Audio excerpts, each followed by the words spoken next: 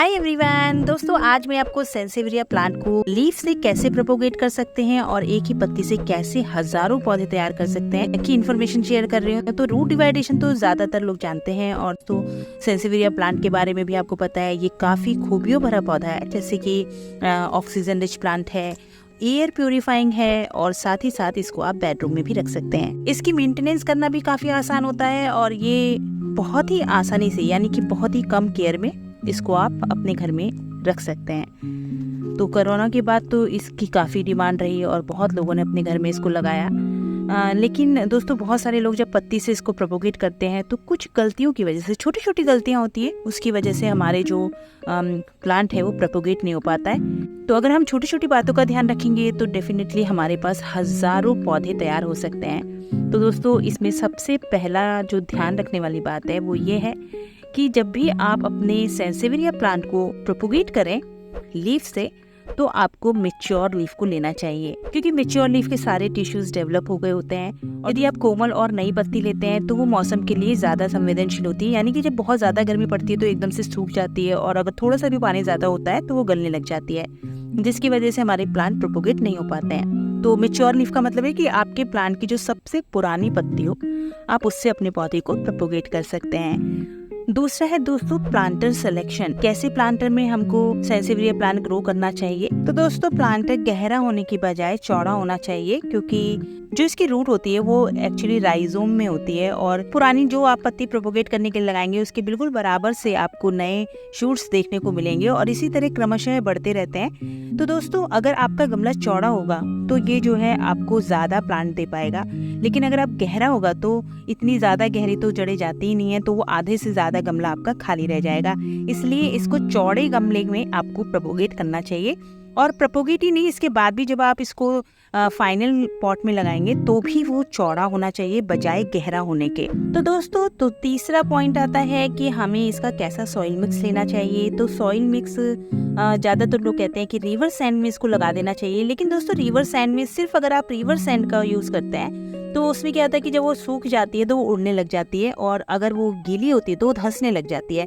तो इससे क्या होता है कि जो भी हम नई पत्ती को प्रोपोगेट करने के लिए लगाते हैं तो वो स्टेबल नहीं रह पाती और बार बार डिस्टर्ब होती रहती है, जिसकी वजह से उसमें नए रूट जल्दी नहीं आ पाते हैं और हमें नया प्लांट्स नहीं मिल पाता है। कई बार तो हमारी जो लीफ होती है जो हमने प्रोपोगेशन के लिए लगाई होती है वो खराब हो जाती है। इसलिए हमको हमेशा इसका जो सॉइल मिक्स है वो करना चाहिए। 70% हमको रिवर सैंड लेनी चाहिए, 20% आप इसमें मिट्टी गार्डन सॉइल जो होती है उसको मिला सकते हैं और 10% पे आप इसमें नीम खली को मिक्स कर सकते हैं। दोस्तों, इस स्टेज पर कंपोस्ट की कोई ज़रूरत नहीं होती है, क्योंकि अभी रूट डेवलप ही नहीं हुई है, तो आप इसको कंपोस्ट कैसे दे सकते हैं? तो ये रूट्स के माध्यम से ही कंपोस्ट को ग्रहण करती हैं, लेकिन अगर रूट्स ही डेवलप नहीं हुई हैं तो फिर ये इसको कंपोस्ट देगी कोई फ़ायदा नहीं होता है। तो वैसे भी गार्डन सॉइल में थोड़ी मात्रा में कंपोस्ट होती है, इसलिए आपको इसमें कंपोस्टिंग की इसमें कोई देने की ज़रूरत नहीं है। आप इस स्टेज पे कंपोस्ट को अवॉइड कर सकते हैं। तो फाइनल स्टेज पे जब हमारा पौधा पहुंचेगा तब आप इसमें कंपोस्ट दे सकते हैं। तब तक आप 70% रिवर सैंड, 20% गार्डन सॉइल और 10% नीम खली का प्रयोग कर सकते हैं। इस तरह के सॉइल मिक्स में आपकी जो लीफ है वो ज़्यादा टाइम तक स्टेबल रहती है, वो हिलती डुलती नहीं है। देखिए, ये बिल्कुल नहीं हिल रही है क्योंकि ये गार्डन सॉइल की वजह से फिक्स हो गई है। अदरवाइज सिर्फ रिवर सैंड अगर होता है तो वो डिस्टर्ब हो जाती है और प्रोपोगेट नहीं हो पाती है। दोस्तों, अब बात करते हैं चौथे चरण की।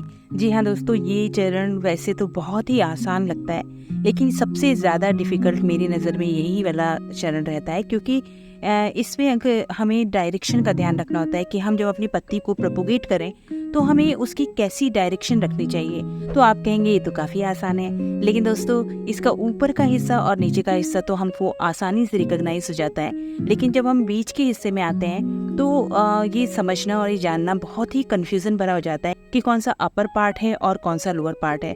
तो दोस्तों, इस बात का हमें बहुत ही ज़्यादा ध्यान रखना चाहिए। तो वैसे ये काफ़ी आसान लगता है सुनने में, लेकिन इसी की वजह से हमारा जो प्लांट है काफ़ी बार प्रोपोगेट नहीं हो पाता है। अपर पार्ट और लोअर पार्ट का बहुत ज़्यादा ध्यान रखना चाहिए।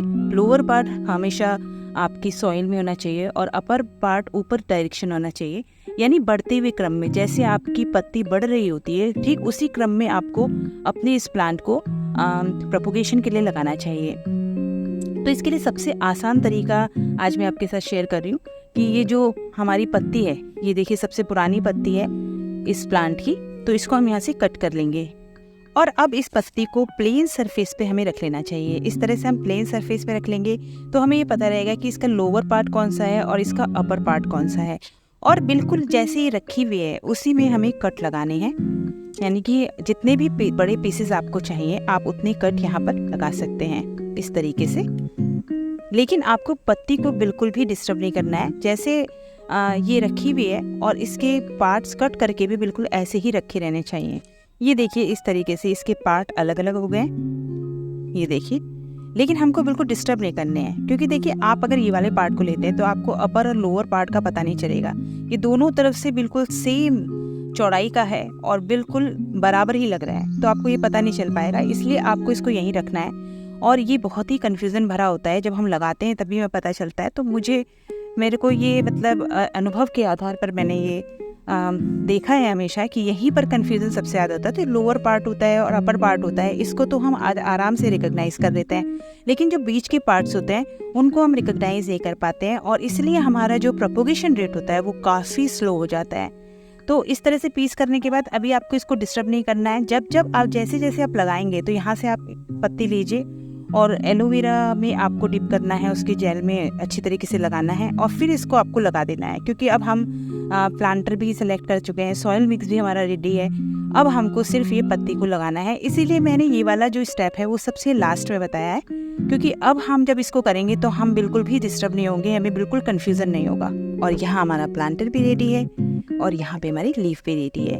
अब इसको हमें बिल्कुल डिस्टर्ब नहीं करना है। जिस भी क्रम में आप लगाना शुरू करेंगे आपको बस यही ध्यान रखना है कि आप कौन सा क्रम लगाएं।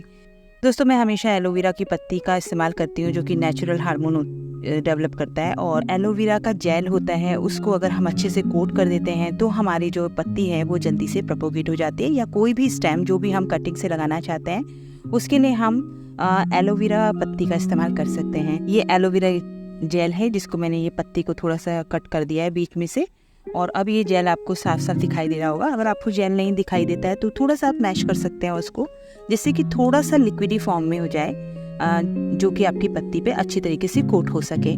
तो देखिए मैं ऊपर से शुरू कर रही हूँ। मैं ऊपर की पत्ती को सबसे पहले ले रही हूँ और ये मैंने यहाँ पे अच्छी तरीके से इसमें डिप कर दिया, ये देखिए।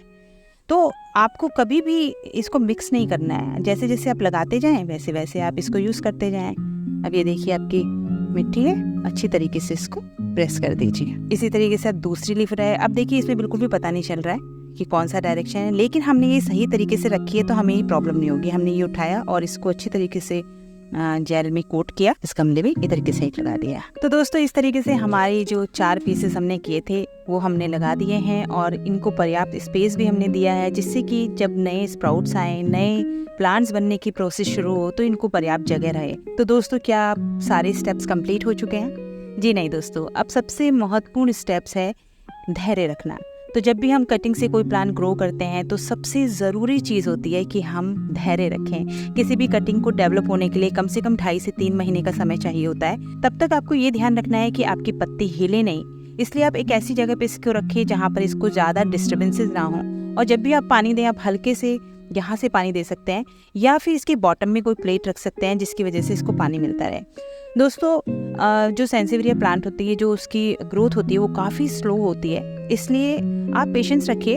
आप अगर इसको लगाने के बाद भूल भी जाते हैं, एक सही जगह पे आपने लगा दिया, आप भूल जाइए तो कोई टेंशन वाली बात नहीं है। इसको आराम से प्रोपोगेट या आराम से हो जाता है, इसको बहुत ज़्यादा देखभाल की ज़रूरत नहीं होती है। ये था सेंसिविरिया प्लांट को लीफ से प्रोपोगेट करने का पूरा प्रोसेस।